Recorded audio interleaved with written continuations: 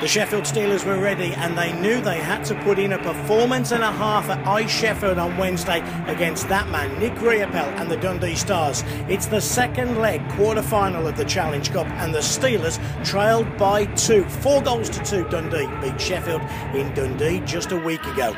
Well, the Sheffield Steelers were all over the Dundee Stars like a rash right from the get-go. They went on a power play just in the 10-minute mark. McLean's broken his stick there. He doesn't realise, quite unlucky, to get an illegal use of equipment penalty, but that's the penalty he got. Dean Smith sends McLean to the penalty box. The Sheffield Steelers on the power play. Patience from Sean Limpright. He's going to find Drew Fatter, who's free. Fatter shot saved by Riopel, but he can't find the rebound. Limpright can, and the Sheffield Steelers led 1-0 at 9:51. Stevenson clashes with Riopel. There's a little bit of afters afterwards. Linesman trying to break it up. But there wasn't too many members of the Dundee Stars looking to get involved with the Sheffield Steelers on Wednesday night. Dundee were timid from the get-go. You'll see here, though, good patience from Limpright. Shot from Fatter. Loose puck, Limpright gets there first. That made it Steelers 3, Dundee Stars 4. Again, you'll see the little exchange between Riopel and Stevenson. You'd have thought somebody had shot Riopel, wouldn't you? 4-3 then, the Dundee Stars led. 28 seconds, that's all it took the Sheffield Steelers to get this tie back on level terms. Lovely pass from Hewitt. What a finish, Simon Ferguson. It's 2-0 Steelers. It's 4-4 on the tie. Already 7 goals for Simon Ferguson. Finds the top shelf, knocks the water bottle off.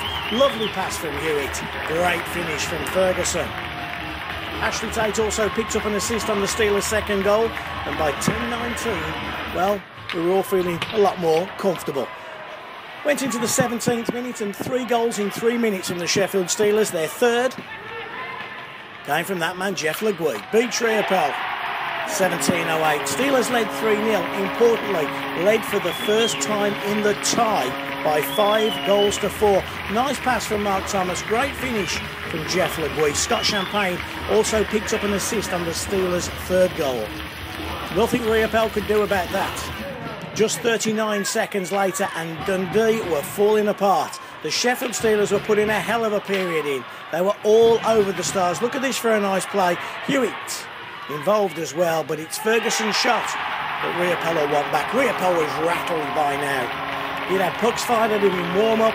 He'd had guys bump into him. He was rattled, and the Sheffield Steelers were into the mindset of Nick Riopel. And they'll definitely want that one back.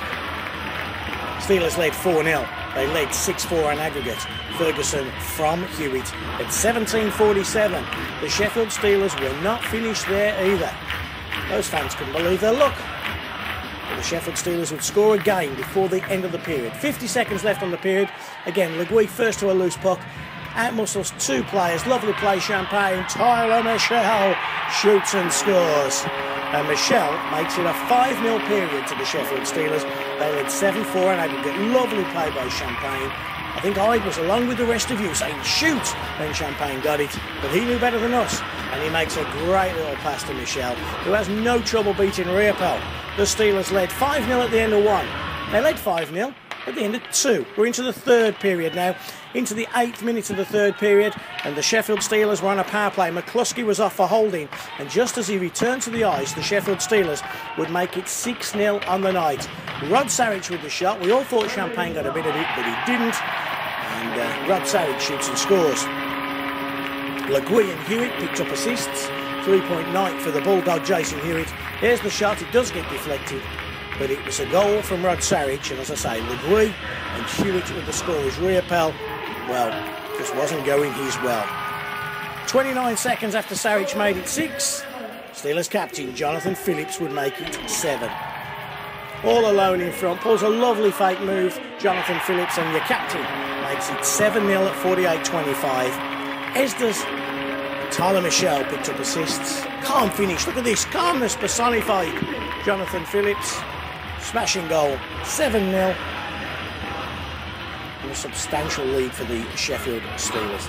9-4 now on aggregate. It was all too much for Nick Riopel. The man who denied the Steelers so well on so many occasions, he was off. Chalmers was on for the last 10 minutes, and give the kid credit, he did well. Didn't concede in the final 10 minutes. The Sheffield Steelers, though, were just dominant. They just held on to the puck all night and gave the Dundee Stars no chance at all. A 7-0 scoreline, a 9-4 aggregate score, which of course meant the Sheffield Steelers would progress to the semi-finals of the Challenge Cup against the Braehead clan. The fans went home happy. John DeCaro got his shutout, and the man that's used to lifting the Challenge Cup more than anybody, Danny Meyers, spoke to us after the game. Danny, congratulations. Another semi-final for you. Old news. Yeah, but it doesn't get old, to be honest with you.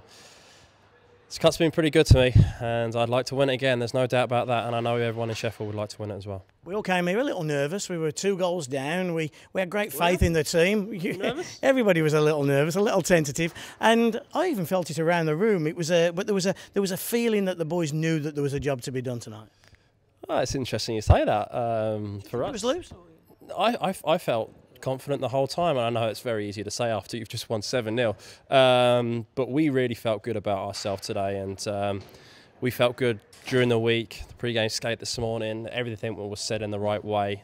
To be honest with you, not much was said. We knew the task ahead of us, and I actually think playing in iceSheffield played to our advantage today because it's a smaller rink, and you're able to make a lot more contact. Obviously, our arena has a very big ice pad, and so does Dundee, so sometimes it's pretty hard to hit those small players because there is a big ice pad out there. With this being a smaller ice pad, there's not a lot of room to move, and the forwards didn't have a lot of room to move, and neither did their D when our forwards were forechecking them, and I think that actually played advantage for us tonight. There was a lot said before the game about the physicality and the Steelers going after the Dundee Stars, and we seemed to me to win every battle. We were first to every loose puck, first into every corner, and we outcompeted Dundee. Well, we'll make no secret of the fact that we were looking to intimidate them. We wanted to get on them straight away, and yeah, and you're absolutely right. I mean, we won every race to loose pucks. Every time that puck went into the corner, it seemed like we were retrieving it. Every time there was a rebound, we were getting there, offensively and defensively. And there's a lot to take away from this game. Defensively, it was great to get a shutout. I mean, as a defensive defenseman, that's kind of the stat that I look at. And it was great for our forwards to score, 7 goals. We're not really renowned for scoring a lot of goals. So it was a perfect night for us. It really was. And, I hope the fans are happy. I'm sure they are. Key was to get an early goal. It took 10 minutes, but then once it came, they all came. Yeah, I mean, obviously a 5-0 first period is pretty impressive, and it was key for us, and it was also a key for them. I would imagine their team talk was, right, let's try and keep it tight for the first period and go on from there. You could see that the goal galvanised us, and it kind of it left them a little bit distraught because the second came, third came, fourth came, and then the fifth came, and it was pretty much all over from then. We realised that we'd in the past let 3-goal leads go, so at the end of the first period we want to stay onto our game plan, which we done. Unfortunately, we didn't score any more, but we didn't concede any, and then we wrapped up the job in the third period. So good night. Very good night. Hopefully 2 more to come as well. Talk us through this weekend, because they get no easier, do they? Braehead, and then of course that big one with Nottingham. Well, I mean, that's the great thing about the way the league's been structured this year. It seems like there's a big game every weekend, and we play a very, very good Braehead clan right now, and it'll be a lot different team to the last time we went up there when we beat them quite convincingly. With that new coach that they've got, I believe they're undefeated against them, and they seem to have managed to pull out these results with 12 skaters, but they've got 12 very good skaters, and then obviously I don't think I have to build up the next day against Nottingham. I mean, we were very unlucky against them last time. I felt that we were the better team, and we all know what happened with the game-winning goal, and it was a tough one to take, and there were some very sour faces in our dressing room afterwards. But we played them 3 more times, and we have 3 opportunities to put things right. So we put that goal behind that they scored, but I think we should take confidence from the rest of the game that we played against them, because we were very good against Nottingham. Our power play needs to be better against them because their penalty kill was excellent the last game.